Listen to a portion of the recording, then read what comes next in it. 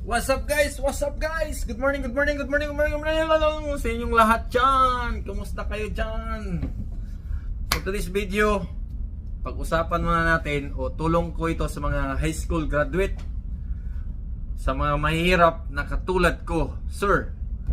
So, kung nagbabalak po kayo sumakay ng international na barko as a wiper, so ito yung unang gawin nyo muna ay kumuha muna kayo ng BT o basic training.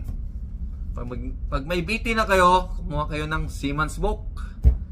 Tapos kung may seaman's book na kayo, mag-apply na kayo sa fishing boat, sa mga inter-island na barko, kahit anong barko dyan, kahit anong posisyon, chief ko, kung anong available doon, o tagahugas ng plato, o ano, tagapala ng isda.